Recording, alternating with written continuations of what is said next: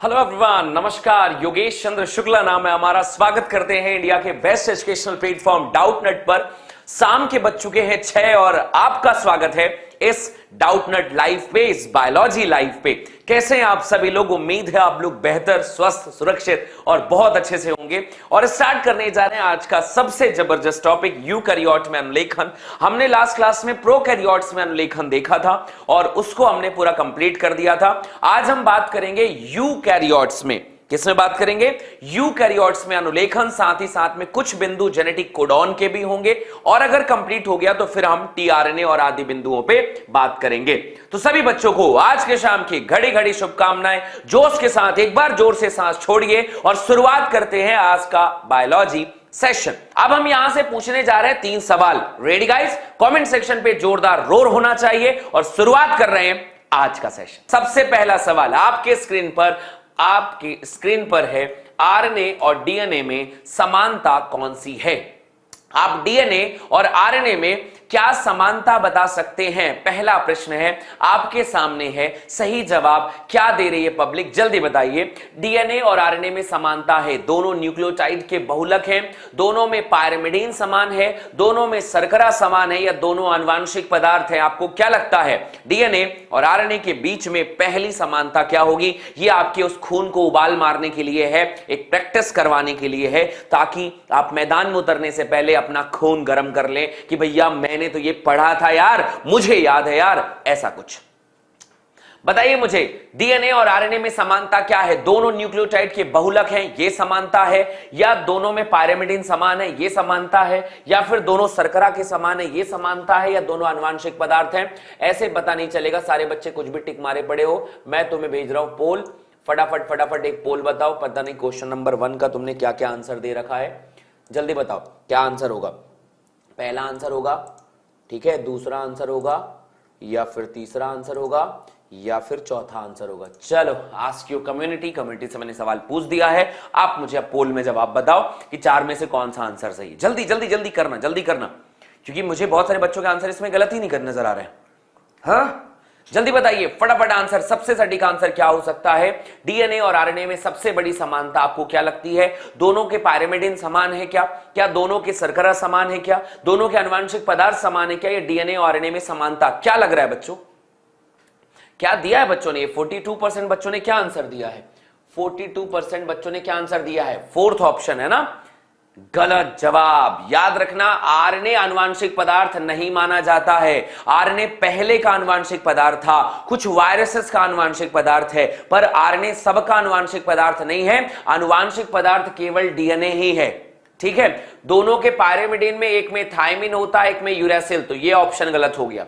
दोनों में शर्करा, एक में राइबोज होता है तो एक में डीऑक्सीराइबोज होता है, ठीक है, दूसरे में डीऑक्सीराइबोज होता है। दोनों आनुवांशिक पदार्थ नहीं है, केवल डीएनए ही आनुवांशिक पदार्थ है। इसलिए पहला आंसर होगा पहला। दोनों न्यूक्लियोटाइड के बहुलक हैं और जिनने पहला टिक किया है उसने सही किया है, और जिसने बाकी आंसर टिक किए हैं वो गलत कर दिए। इतना पढ़ाने के बाद भी गलत कर देते हो, है ना। अब बताओ एक और कंफ्यूजिंग प्रश्न, क्रोमैटिन जेनेटिक मटेरियल सभी लोग जानते हैं, मुझे आप बताइए क्रोमैटिन के बारे में। दूसरा क्वेश्चन आपसे पूछने जा रहा हूं। दूसरा क्वेश्चन आपके सामने है, दूसरा क्वेश्चन है, बताना इसका सही आंसर क्या होगा। दूसरे क्वेश्चन का क्रोमेटिन क्या है? आपको क्या लगता है क्रोमेटिन क्या हो सकता है? आपको क्या लगता है क्रोमेटिन क्या हो सकता है? कि क्रोमेटिन जो है वो बहुलक है किसका? न्यूक्लिक अम्ल क्षारीय प्रोटीन और अम्लीय प्रोटीन को मिलाकर बनता है। न्यूक्लिक अम्ल क्षारीय प्रोटीन को मिलाकर बनता है, न्यूक्लिक अम्ल और अम्लीय प्रोटीन को मिलाकर बनता है, या केवल न्यूक्लिक अम्ल से मिलाकर बनता है? आपको क्या लगता है ये जो आपका क्रोमेटिन है वो किन किन चीजों से मिलकर बना हुआ होता है? ये जो क्रोमेटिन है वो किन किन चीजों से मिलकर बना होता है? सही आंसर ज्यादातर बच्चे जो आंसर देंगे वो बताइएगा कि आपको क्या लगता है सबसे सटीक आंसर। अच्छा, दोस्तों के साथ शेयर करना बिल्कुल मत भूलना, वीडियो को लाइक करना बिल्कुल मत भूलना। बताना है सही आंसर, बताओ। न्यूक्लिक अम्ल क्षारीय प्रोटीन और अम्लीय प्रोटीन, न्यूक्लिक अम्ल क्षारीय प्रोटीन, न्यूक्लिक अम्ल एवं अम्लीय प्रोटीन, केवल न्यूक्लिक अम्ल। क्या लगता है सटीक आंसर आपके हिसाब से? क्रोमेटिन किस चीज का बना होता है? जिसने भी ए आंसर दिया है बिल्कुल सही है कि उसके पास न्यूक्लिक अम्ल होते हैं, मतलब डीएनए और आरएनए होता है, साथ ही साथ में हिस्टोन होता है और नॉन हिस्टोमल प्रोटीन भी होता है। इस हिसाब से तीनों लोग मिलाकर आंसर बनाते हैं और पहला आंसर बनता है। चलिए जनाब, क्वेश्चन नंबर तीसरा आपसे पूछा जा रहा है। यह भी घुमा फिरा के वैसा ही सवाल है कि डीएनए के अर्ध संरक्षी विधि में किस जीवाणु का उपयोग किया गया था। इसका सही जवाब दिया है बहुत सारे बच्चों ने। अब मैं पूछने जा रहा हूं आपसे तीसरा प्रश्न। तीसरा प्रश्न, आपको इसका आंसर देना फटाफट कि भैया किसका उपयोग किया गया था डीएनए की अर्ध संरक्षी विधि को प्रूव करने में। डीएनए की अर्ध संरक्षी विधि को प्रूव करने के लिए किसका उपयोग किया गया था? कवक का, जीवाणु का, पादप का, विषाणु का, किसका यूज किया गया था और उसका नाम क्या था? यह भी आप मुझे बता देना कि वो किसका यूज किया गया था और उसका नाम भी बताना आपको। फटाफट ये बूस्ट मारना है ताकि जो आगे मैं पढ़ाने वाला हूं उसको पढ़ाने से पहले आपके दिमाग में ये क्वेश्चन बनने चाहिए। जल्दी जल्दी जल्दी बताइए क्या आंसर होगा। जल्दी जल्दी जल्दी आंसर क्या बताया बच्चों ने? बी आंसर दिया है। एब्सोल्युटली राइट आंसर ये होगा जीवाणु। और जीवाणु में भी से कौन सा जीवाणु? जीवाणु में भी होगा मेरे बच्चे ई कोलाई का रिसर्च किया गया था। ई कोलाई पे रिसर्च किया गया था। आप इन्हें याद रखना। वीडियो को लाइक करना बिल्कुल मत भूलना, शेयर करना मत भूलना। शुरुआत करते हैं आज का सेशन। कॉमेंट सेक्शन पे वी आर रेडी का एक बार जोरदार जयकारा लगाओ और हम स्टार्ट करते हैं आज की कहानी। बहुत ध्यान से कॉपी पेन निकाल लीजिएगा बेटा, शांति से हम इसे समझेंगे क्योंकि आसान नहीं है ये सारी चीजें। ये कोई हंसी मजाक का टॉपिक नहीं है, बहुत डिटेल, बहुत डेप्थ वाले टॉपिक हैं जिन्हें मैं आसान भाषा में आपको मैं बताऊंगा। तो सारे बच्चे तैयार हो जाइए। यूकैरियोटिक में अनुलेखन। तो देखो यार, पहला सवाल यह है कि यूकैरियोटिक में अनुलेखन थोड़ा सा अलग, थोड़ा सा डिटेल। और हम पता कैसे चलेगा कि हम छोटे हैं कि हम बड़े हैं? तो हम बड़े हैं ना, प्रोकैरियोटिक से बड़े हैं, तो कुछ नया करेंगे। कान को ऐसे पकड़ने की जगह ऐसे पकड़ेंगे, यही तो हमारी महानता है। आइए महानता देखते हैं। तो यूकैरियोटिक में अनुलेखन में सबसे पहली बात तो प्रक्रियाएं वैसे ही हैं, पर हमारे पास एंजाइम बदल जाता है। उनको एक एंजाइम की जरूरत थी और हमें एंजाइम की जरूरत है 3। पहला एंजाइम जो हमें लगा वो नाम पड़ा बेटा आरएनए पॉलीमरेज 1। यार यहां पे 3 चाहिए। आरएनए पॉलीमरेज 1 लगा और दूसरा एंजाइम लगा आरएनए पॉलीमरेज 2। आपसे कभी पूछा जाएगा कि यार प्रोकैरियोटिक और यूकैरियोटिक में डिफरेंस है, तो आप बताना हाँ है। यहां पर आरएनए पॉलीमरेज 3 भी लगेगा, यहां पर आरएनए पॉलीमरेज, अब यहां पर 3 आ गए। तो यहां पर भैया एंजाइम 3 है और वहां पर एंजाइम 2 ही थे, 1 ही था, सॉरी। अब आरएनए पॉलीमरेज 1 क्या बनाता है?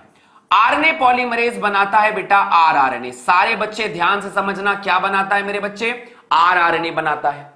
अब आरआरएनए में भी कौन कौन सा आरएनए?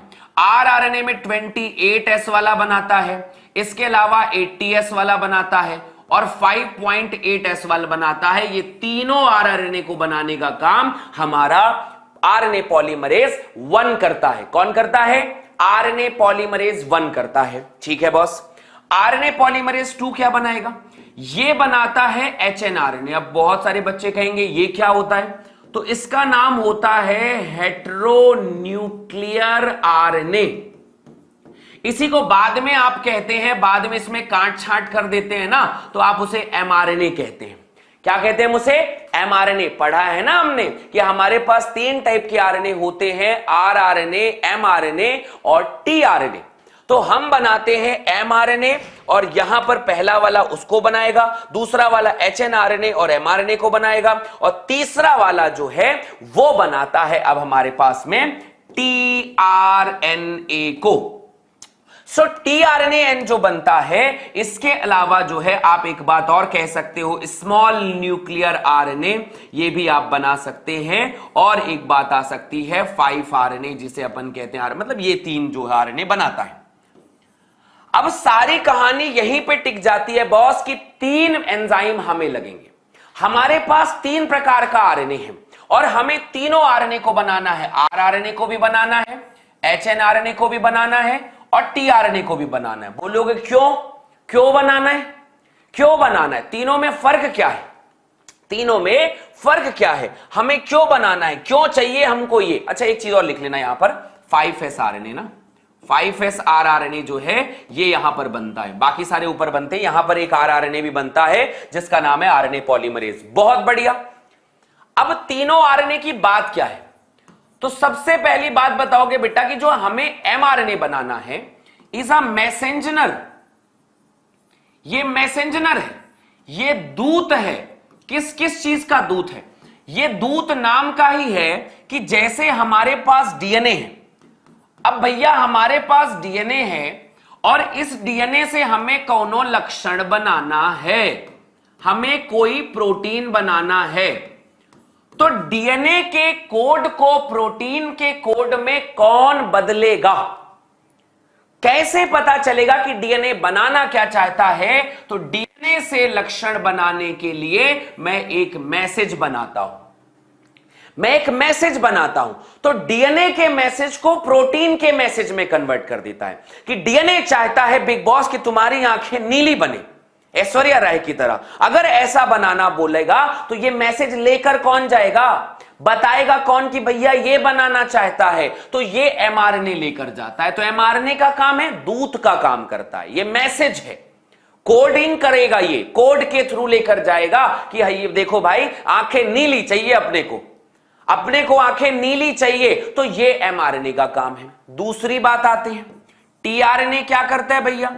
सो टीआरएनए जो है यह क्या करता है, यह आपका जो क्या बोलना चाहिए अमाइनो एसिड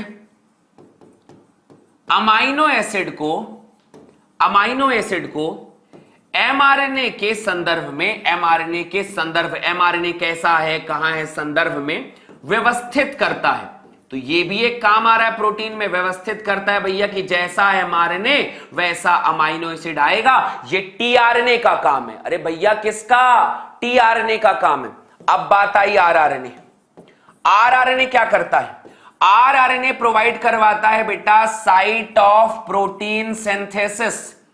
जो साइट ऑफ प्रोटीन सिंथेसिस होगा, जहां पर प्रोटीन बनेंगे, जहां पर लक्षण बनेगा, वो आरआरएनए की जगह है। इसके अलावा कुछ एंजाइम की तरह भी काम करता है, एंजाइमेटिक रिएक्शन भी करवाएगा। इस तरीके से हमको चाहिए 3 आरएनए, सबको चाहिए होता है एक आरएनए, हमको चाहिए 3 आरएनए। हमको मांगता 3, कौन कौन? एमआरएनए, टीआरएनए और आरआरएनए, एमटीआर। ठीक है, एमटीआर, एमआरएनए, टीआरएनए, आरएनए, तीनों का अपना अपना काम है और वो हम बनाने जा रहे हैं। आइए शुरुआत करते हैं प्रक्रियाओं की। 3 एंजाइम के साथ में हमने बनाया क्या? हमने बना लिया, ठीक है भाई, हमने बना लिया। ये हमारा डीएनए है। वैसे ही पूरा आरएनए पॉलीमरेज वगैरह लगा रहा होगा। यहां पर 5' हुआ होगा, 3' रहा होगा, यहां पर 3' और 5'। आपसे पूछा जाएगा तो प्रक्रियाएं समान है, यहां पर प्रारंभन समान है, प्रारंभन जो है वो समान है, प्रसार एकदम समान है। ये दोनों प्रक्रियाएं जो हैं यूकैरियोटिक एंड प्रोकैरियोटिक की समान होती है, दोनों में कोई अंतर नहीं है। यूकैरियोटिक एंड प्रोकैरियोटिक की समान होती हैं, परंतु ये जो निकलने की प्रक्रिया है वो अलग है। तीसरी प्रक्रिया जो समापन है मेरे बच्चे, जो टर्मिनेशन है, वो थोड़ा सा अलग है। और आइए देखते हैं क्या अलग है और कैसे अलग है। अलग है कह रहे हैं तो अलग होगा। तो ये है हमारा डीएनए जो वापस बन गया है और यहां पर बबल बना हुआ है। बबल के साथ आरएनए पॉलीमरेज होगा मेरे बच्चे। सभी को पता है आरएनए पॉलीमरेज 1 हो, 2 हो, 3 हो, क्या ही फर्क पड़ता है। और यहां से हमारे पास एक आरएनए लटका हुआ दिख रहा है 3 to 5 में। अरे क्या दिख रहा है जी? हमें दिख रहा है यहां पर आरएनए लटका हुआ, पर आरएनए कैसा है? आरएनए बीच बीच में इसमें एक्सॉन है, फिर कहीं इंट्रॉन है, फिर कहीं एक्सॉन है और फिर कहीं एंट्रॉन है। ये प्रक्रिया दिख रही है तुम्हें। हमें एमआरएनए नहीं मिला है मेरे बच्चे, हमें मिला है यहां पर एचएनआरएनए। इसी को हम एचएनआरएनए कहते हैं। हमारे पास ये जो दिख रहा है इसका नाम असल में हेटेरो न्यूक्लियर आरएनए है। ये कौन सा आरएनए है? एचएनआरएनए। आपसे पूछा जाएगा कि भैया यूकैरियोटिक में जो आरएनए बनता है वो कौन सा बनता है? एचएनआरएनए बनता है। फिर अब हम इसे काटेंगे, छांटेंगे, कुछ ना कुछ बदलाव करेंगे और बदलाव करने के बाद फिर हम इसे एमआरएनए में बनाएंगे। बताओ क्या गायब कर दें, पीला की लाल? पीला को मान लो ये एक्सॉन है, एक्सॉन है। और क्या कोई मुझे बताएगा कि एक्सॉन अपने आप को बनाता है कि नहीं बनाता है, और इंट्रॉन अपने आप को बनाता है कि नहीं बनाता है? एक्सॉन है मेरे बच्चे, व्यक्तेत कहते हैं, ये खुद को एक्सप्रेस करेगा। इंट्रॉन जो है यह एमआरएनए, यह प्रोटीन नहीं बनाता, यह प्रोटीन नहीं बनाता। क्या करें आखिर कि अब ये लोग वापस एमआरएनए बन जाएं? क्या करें ऐसा कि ये एमआरएनए बनाए? मुझे बताओ कि इंट्रॉन और एक्सॉन में, एक्सॉन भैया व्यक्तेत है, यह प्रोटीन बनाता है, यह प्रोटीन बनाएगा, ये खुद को व्यक्त करेगा, जबकि इंट्रॉन व्यक्त नहीं करता। हमें इंट्रॉन को रिमूव करना होगा, कुछ भी करके रिमूव करना होगा। पहली प्रक्रिया कौन सी होगी? चलिए देखते हैं। समापन की प्रक्रिया पे एक बात करते हैं। समापन डिटेल में यूकैरियोटिक समापन करवाने जा रहे हैं, और इसमें यूकैरियोटिक का समापन आसानी से कैसे हो सकता है? पहली प्रक्रिया आएगी 5' कैपिंग। सारे बच्चे लिख लीजिए, क्या हो रही है पहली प्रक्रिया? 5' कैपिंग हो रही। पहली प्रक्रिया क्या हो रही है? 5' कैपिंग हो रही है, और 5' कैपिंग के एचएनआरएनए के, अरे कहां जी, एचएनआरएनए के 5' सिरे पर क्या जोड़ देते हैं? 5' कैपिंग पे MgP3। So what is MgP3? MgP3 का मतलब होता है मिथाइलेटेड, क्या बोला हमने जी?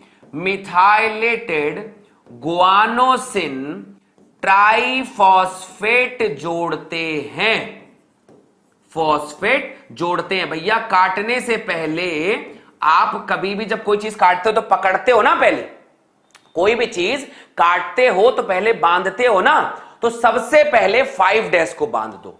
तो बांधने के लिए क्या जोड़ा? MgP3। So what is MgP3? Methylated guanosine triphosphate को 5' पे जोड़ेंगे। ठीक है, दूसरी प्रक्रियाओं पे आओ। दूसरा कार्यक्रम क्या करेंगे? 3' टेलिंग, और 3' टेलिंग पे एचएनआरएनए के 3' सिरे पे, एचएनआरएनए का जो 3' सिरा होगा, सिरे में 3' सिरे में क्या जोड़ेंगे बच्चा? 3' जोड़े में हम जोड़ते हैं पॉलीएसिटाइल टेल। अब पॉलीएसिटाइल टेल मतलब ए जोड़ते जाते हैं, और ये लगभग 200 तक जोड़ देते हैं, बहुत सारा। पॉलीएसिटाइल टेल 3' टेलिंग कहलाता है। हमने 3' टेलिंग कर दी। तीसरे नंबर पे, तीसरे नंबर का मतलब आता है बेटा स्प्लाइसिंग। स्प्लाइसिंग का मतलब होता है राइबो न्यूक्लिएज, राइबोन्यूक्लिएज जिसे आरएनएज भी कहते हैं, राइबोन्यूक्लिएज एंजाइम लगा की सहायता से हमने एंजाइम लिया, जैसे डीएनएज होता है, आरएनएज होता है, वैसी सहायता से इंट्रॉन का रिमूव करते हैं। इंट्रॉन को हम रिमूव करते हैं, और इंट्रॉन को रिमूव करने की प्रक्रिया का नाम क्या है? इंट्रॉन को रिमूव करने की मतलब वहां से हटाने की प्रक्रिया, हटाने की प्रक्रिया क्या कहलाती है बच्चा? तो इंट्रॉन को हटाने की प्रक्रिया स्प्लाइसिंग कहलाती है। क्या कहलाती है? स्प्लाइसिंग कहलाती है। आपसे पूछा जाएगा जीन स्प्लाइसिंग क्या है? आपसे पूछा जाएगा कि बच्चा बताओ जीन स्प्लाइसिंग क्या है? तुम कहना इंट्रॉन को हटाना जीन स्प्लाइसिंग कहलाता है। तो चलो फटाफट जीन स्प्लाइसिंग करते हैं। सबसे पहले डीएनए को काटते हैं और सारे चैप्टर्स यहां पर कंप्लीट करेंगे। फटाफट हमारे पास एंजाइम है, ये वाला, ये 5' है, ये 3 डैश है। मेरे साथ डायग्राम बनाते चलिएगा, मजा आएगा पढ़ के, है ना। और ये 3-2 होगा 5 यहां पर आरएनए पॉलीमरेज जुड़ा हुआ रहेगा और यहां पर रहेगा हमारे पास में इधर से ये हमारा एचएनआरएनए। एचएनआरएनए के बीच बीच में इंट्रॉन है बच्चा, बीच बीच में इंट्रॉन है और 5 जगह पे हमने जोड़ दिया है MgP3। अरे कहो का जोड़ा जी, MgP3 जोड़ा है, MgP3 मिथाइलेटेड गुआनोसिन ट्राइफॉस्फेट जोड़ा है। अति उत्तम, बहुत बढ़िया। दूसरे बिंदु पे क्या किया है, अगले ही पल हमने क्या किया, अगले ही पल हमने क्या किया कि इसको यहां पर से निकाला, यहां पर निकाला, यहां पर इंट्रॉन जहां दिख रहा है वो तो ठीक है, जहां एक्सॉन, यहां पर क्या क्या दिख रहा है आप बताइए फटाफट मुझे।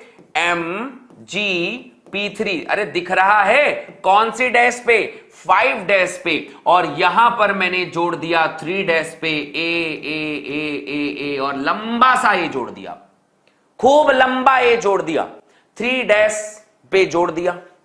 इसके बाद मैंने दिया बेटा इसे, ये याद रखना, ये है हमारा इंट्रॉन रेड वाला और येलो वाला है एक्सॉन।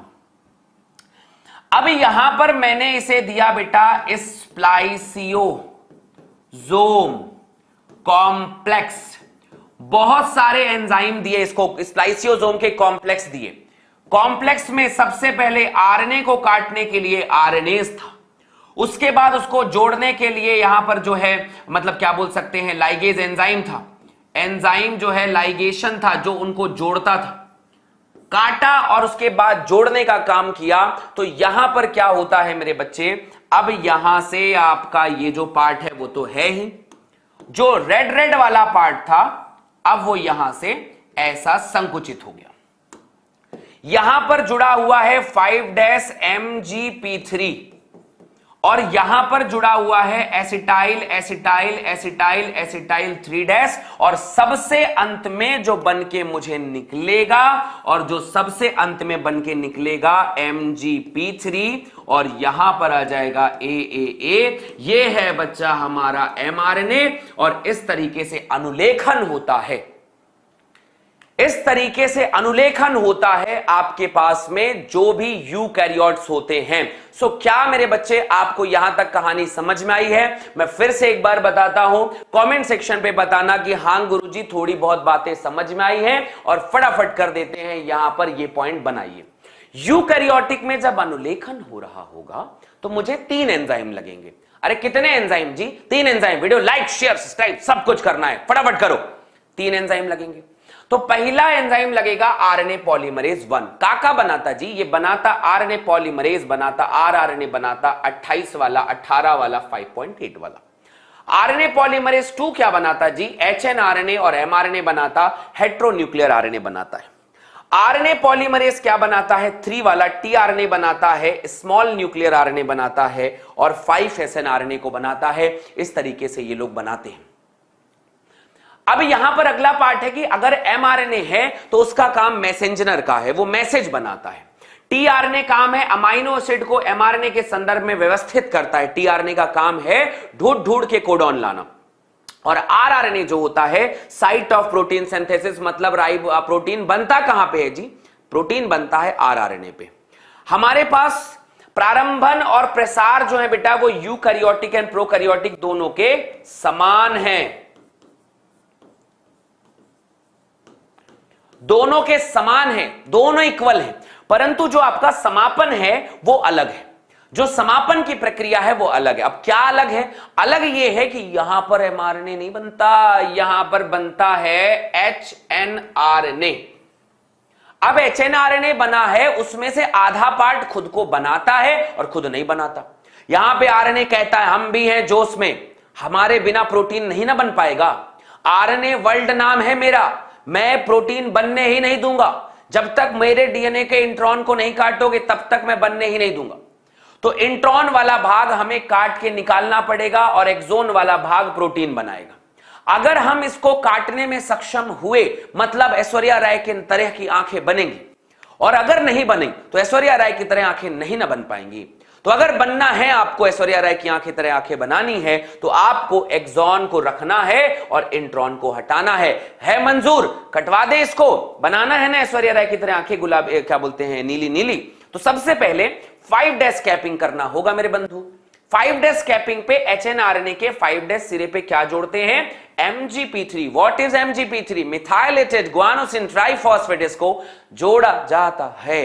दूसरी बात क्या की जाती है? 3' टेलिंग की जाती है तीसरे हिस्से पे। 3' हिस्से पे हमें जोड़ना है एक नई चीजें, और वो नई चीज ये है पॉली एसिटाइल टेल जोड़ना है। ए पॉली एसिटाइल टेल को जोड़ देना है। फिर हमें करना है स्प्लाइसिंग, और स्प्लाइसिंग करने के लिए हमारे पास आरएनएज नामक एंजाइम होता है जो आरएनए के हिस्से को काट काट के इंट्रॉन को काट के सिर्फ एक्सॉन को बचा देता है, और सिर्फ एक्सॉन को बचा देता है तो ऐश्वर्या राय की तरह नीली आंखें बनती हैं क्योंकि एमआरएनए बन जाता है। तो सबसे पहला काम यहां पर क्या हुआ था? यहां पर हुआ था बेटा 5' कैपिंग। यहां पर सबसे पहले 5' का कैपिंग हुआ था।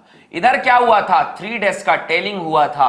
3' का टेलिंग हुआ तो तीसरा कार्यक्रम क्या हुआ था? तीसरा स्प्लाइसिंग हुआ था। इंट्रॉन कट के अलग हो गया, एक्सॉन जो होता है वो बचा हुआ है, और सिर्फ एक्सॉन अगर रहेगा तो mRNA कहलाएगा।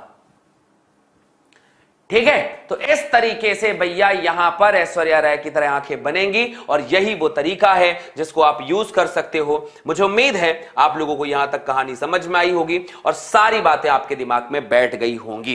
ठीक बात? कमेंट सेक्शन पे जोरदार रोर होना चाहिए। अब मैं नई चीजों की तरफ में जाता हूं कि ठीक है यार, यहां पे ये कार्यक्रम तो हो गया।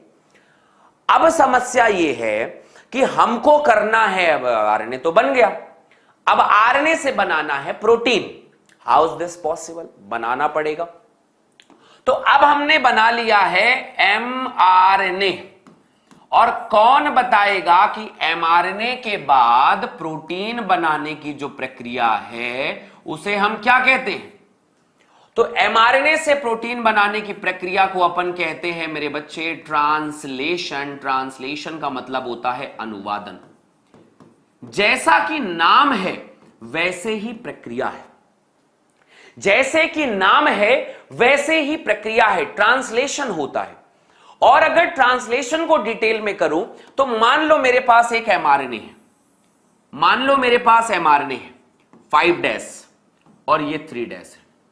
यहां पर एडेनिन है, यूरेसिल है, ग्वानोसिन है, साइटोसिन है, ग्वानोसिन है, एडेनिन है, साइटोसिन है, ग्वानोसिन है, एडेनिन है, यूरेसिल है, एडेनिन है, यूरेसिल है, ग्वानोसिन है, साइटोसिन है। ऐसा करके हमारे पास mRNA। अब mRNA प्रोटीन बनाएगा कैसे? और प्रोटीन है क्या जी? प्रोटीन है अमाइनो एसिड। तो हमारे पास क्या होता है, ये जो प्रोटीन, ये जो mRNA बना है ना, अब ये mRNA के 3 न्यूक्लियोटाइड, गौर करना मेरी बात को, बाद में और डिटेल करता हूं मैं, फिर बताता हूं। mRNA के 3 न्यूक्लियोटाइड ऐसा 3-3 का जोड़ा बनाते हैं, और ये जो 3-3 का जोड़ा बनाते हैं, ये एक जोड़ा जो एक भाग है, 3 जोड़ा ये त्रिक बने, और 3 न्यूक्लियोटाइड मिलकर एक कोडॉन बनाते हैं। ये एक कोडॉन है, ये दूसरा कोडॉन है, ये तीसरा कोडॉन है, ये चौथा कोडॉन है, और ये 5वां कोडॉन है। अब कोडॉन का करेंगे क्या? कोडॉन बना तो लिए, कोडॉन का करेंगे क्या? तो ये कोडॉन आगे जाकर अमीनो अम्ल बनाती है, कोई स्पेशल अमीनो एसिड बनाती है, मैं बताता हूं कौन सा बनाती है, पर बनाती है। ये भी अमीनो एसिड बनाया, इसने भी कुछ नया टाइप का बनाया, इसने भी अमीनो एसिड बनाया, इसने भी अमीनो एसिड बनाया, इसने भी अमीनो एसिड बनाया। और मेरे बायोलॉजी के प्यारे विद्यार्थियों, एक बात याद रखो कि अमीनो एसिड मिल मिलकर ही जो है प्रोटीन कहलाता है। अमीनो एसिड मिल मिलकर प्रोटीन कहलाता है, और प्रोटीन इज ऑल्सो कॉल्ड लक्षण। प्रोटीन बन गया मतलब लक्षण बन गया। अब एक बार फिर से समझाता हूं मैं शॉर्टकट भाषा में कि भैया आखिर mRNA प्रोटीन बनाता कैसे होगा, mRNA लक्षण बनाता कैसे होगा? How is this possible? ये हो सकता है क्या? इतना आसान कैसे है ये? वीडियो को लाइक करने का है और शेयर करने का और सब्सक्राइब भी करने का है कि मेरे पास एक एमआरएनए है, उससे प्रोटीन बनाना होता है, पर कैसे बबुआ, कैसे बनाएंगे? तो एक एमआरएनए दे दिया मैंने। जो एमआरएनए होता है उसके पास अपना कोड होता है, कोड होता है 3-3 का, 3-3 का एक कोड काउंट करते हैं अपन। चूंकि 3-3 है इसलिए उसका नाम जेनेटिक कोडॉन रखा गया है, कोड नाम रख दिया, कोडॉन। एक कोडॉन एक अमाइनो एसिड, दूसरा कोडॉन दूसरा अमाइनो एसिड, तीसरा कोडॉन तीसरा अमाइनो एसिड, चौथा कोडॉन चौथा अमाइनो एसिड, पांचवा कोडॉन पांचवा अमाइनो एसिड, और सारे अमाइनो एसिड मिलकर फिर बन जाते हैं प्रोटीन, और प्रोटीन बन के बन जाता है लक्षण। मोटा मोटा समझ में आ गया ना? इतना आप लोगों को समझ में आना चाहिए कि यह बनता है। अब इसी को अब हम डिटेल करते हैं कि डिटेल कहानी जो है वो किसने बताई, कैसे बताई, क्या क्या हुआ। तो अब हम आते हैं मेरे बच्चे कोडॉन पे। अब हम एक नया टॉपिक पढ़ने जा रहे हैं जिसका नाम है जेनेटिक कोडॉन। आओ बंधु फटाफट आपको समझाता हूं जेनेटिक कोडॉन क्या होता है। तो यहां पर सबसे पहले आता है एमआरएनए के 3 न्यूक्लियोटाइड, 3 न्यूक्लियोटाइड मिलकर एक अमाइनो एसिड का निर्माण करते हैं, एक अमाइनो एसिड का संश्लेषण करते हैं, एक अमाइनो एसिड का संश्लेषण करते हैं। ठीक है भाई, वो उसका संश्लेषण करेंगे, कैसे करेंगे वो बात का विषय, संश्लेषण करते हैं। ठीक है भाई, ये जो संश्लेषण करते हैं तो ये 3 न्यूक्लियोटाइड का जो समूह होता है, समूह जेनेटिक कोडॉन कहलाता है। क्या कहलाता है मेरे बच्चे? जेनेटिक कोडॉन कहलाता है। और बातें क्या क्या पता चली वो बाद का अपन समझते हैं, जेनेटिक कोडॉन कहलाता है। ठीक है भाई, ठीक है भाई। तो समझते हैं कि 3-3 का कोड कैसे बनता है। तो 3 न्यूक्लियोटाइड का समूह जेनेटिक कोडॉन कहलाता है। कुल कितने न्यूक्लियोटाइड है बताओ? अगर मैं बताऊं कि कुल न्यूक्लियोटाइड कितने हैं तो बताना 4। कौन कौन सा जी? कौन सा न्यूक्लियोटाइड है? यूएसीजी, यूरासिल, एडेनिन, साइटोसिन, ग्वानोसिन। कुल न्यूक्लियोटाइड कितना है?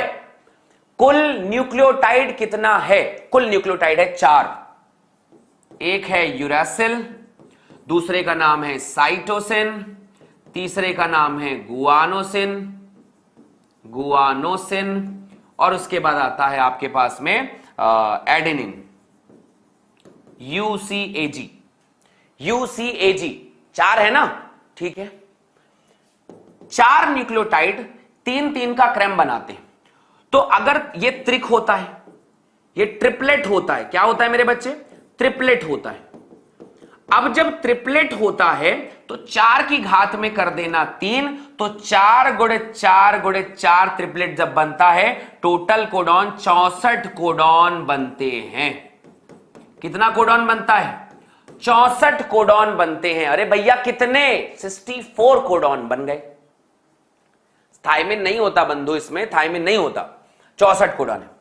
64 में से 64 में से 61 कोडॉन 21 अमीनो अम्ल का निर्माण करते हैं। 21 अमीनो अम्ल निर्माण करेंगे, मतलब है 64, बनाएंगे 61, निर्माण करते हैं। बाकी 3 स्टॉप कोडॉन है। बाकी 3 जो है नहीं बनाते हैं, स्टॉप कोडॉन है। अब कौन कहां कैसा वो आपको बताया जाएगा कि कौन कैसा है। इतनी बातें दिमाग में बैठाओ, इतनी बातें दिमाग में पहले छापो। तो हुआ क्या है कि भैया एमआरएनए के 3 न्यूक्लियोटाइड जो है मिलकर एक कोडॉन बनाएंगे, एक अमाइनो एसिड बनाएंगे। जो लोग बनाते हैं उनके समूह को अपन जेनेटिक कोडॉन कहते हैं। कोडॉन में कुल न्यूक्लियोटाइड की संख्या 4 होती है। यूरेसिल, साइटोसिन, ग्वानिन, एडेनिन, चारों का जो है 3-3 का जोड़ा बनता है। तो चारों जब मिलते हैं तो 64 कोडॉन बनाते हैं। 64 में से 61 कोडॉन जो है वो 21 अमाइनो एसिड बनाएंगे। बाकी के 3 स्टॉप कोडॉन है। इनके बारे में कौन कब कहां कैसे बताया, ये तो सारी बातें सिंपल हैं, ये तो सबको पता है। डिटेल बताओ जरा।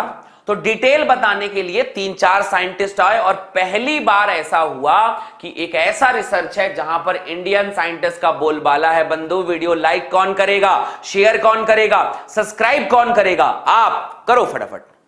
तो हमारे पास 3-4 साइंटिस्ट का बोलबाला है यहां पर। तो सबसे पहले एक साइंटिस्ट आए, गैमो। इनने बताया कि भैया जो जेनेटिक कोडॉन होता है वो ट्रिपलेट होता है, ट्रिपलेट होता है। फिर एक इंडियन साइंटिस्ट आए, नाम आया हरगोबिंद खुराना।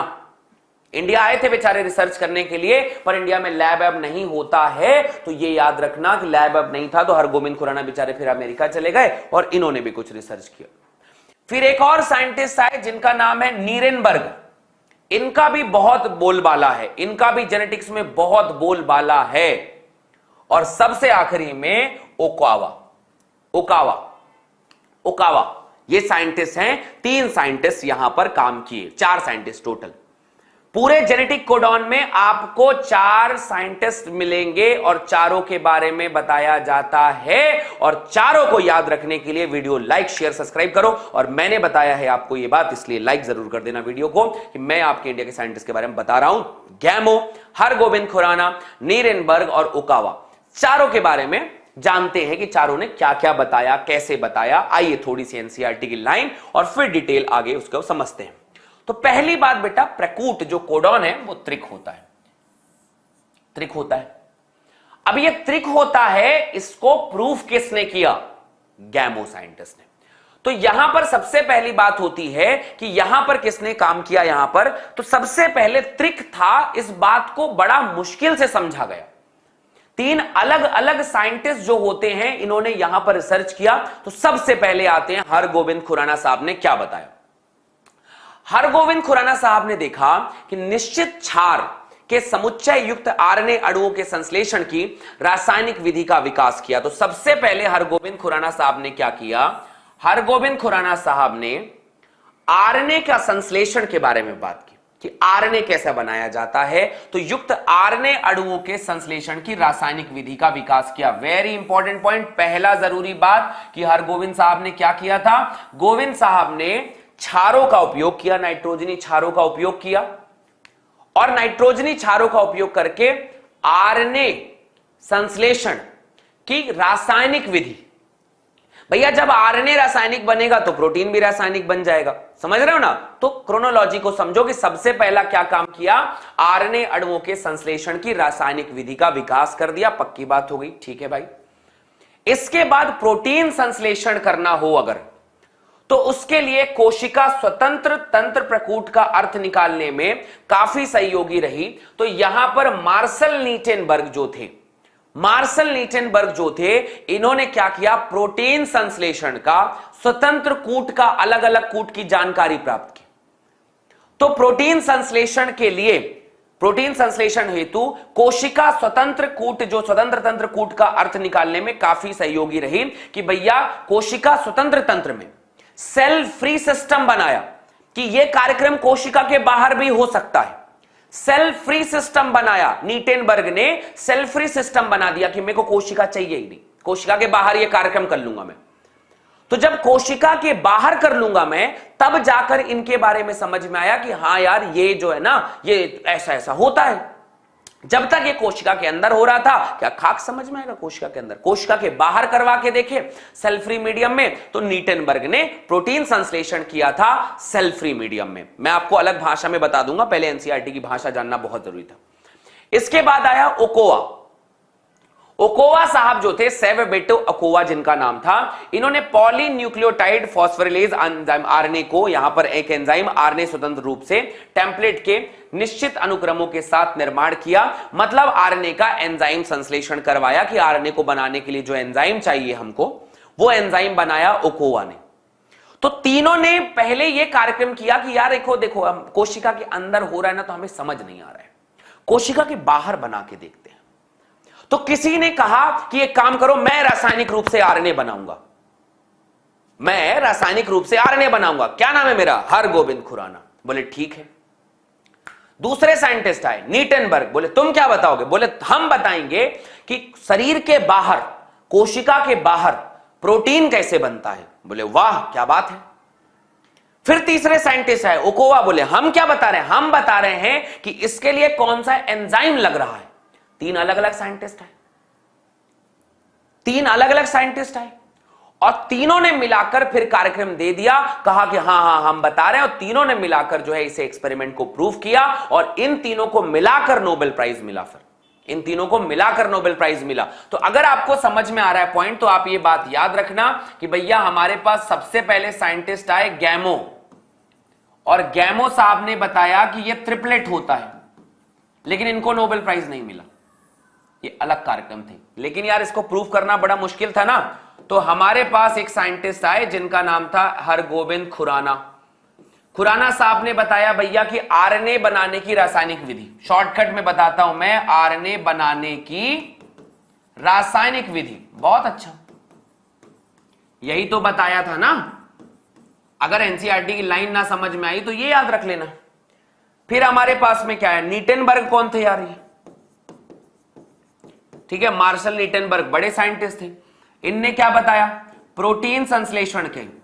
अब प्रोटीन संश्लेषण होगा, लेकिन कहां होगा, प्रोटीन संश्लेषण होगा सेल फ्री मीडियम में, सेल फ्री सिस्टम में, मतलब कोशिका रहित तंत्र ऐसा बनाया जाएगा, कोशिका स्वतंत्र सिस्टम तंत्र बना दिया। फिर हमारे पास में क्या हो, ओकोवा, ओकावो, इसने क्या बताया, आरएनए संश्लेषण का एंजाइम,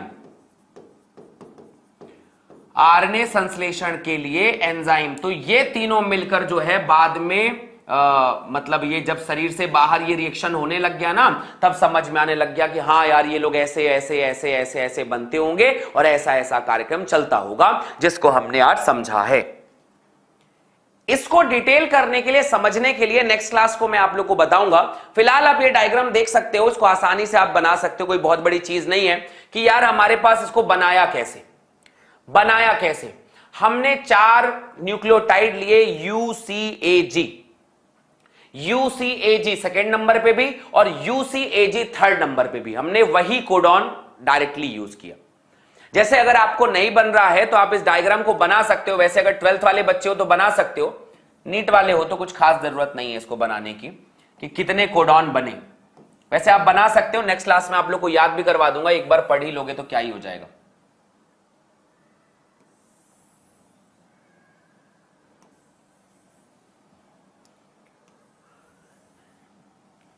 ठीक है, तो आज मैं आपको तरीका बताता हूं इसको याद करने का, आप बना के देखिएगा, नेक्स्ट क्लास में आपको समझ में आएगा।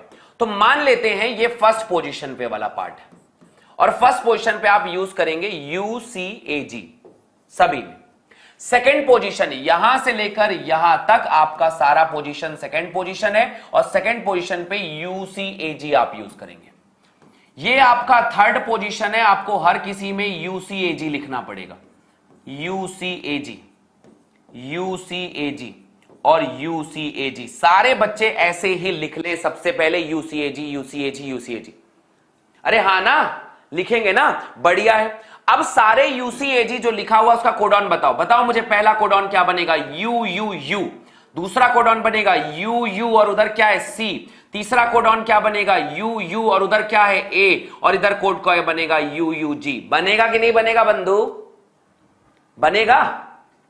यहां पर भी वैसे सबका बनाना, जैसे इसमें बना दूं, इधर का पहला सी, ऊपर का सी और इधर का यू, सी सी उसके बाद सी, सी सी ए, सी सी जी। ऐसे ही कोड बनाना होता है, ऐसे ही कोड बनाना होता है।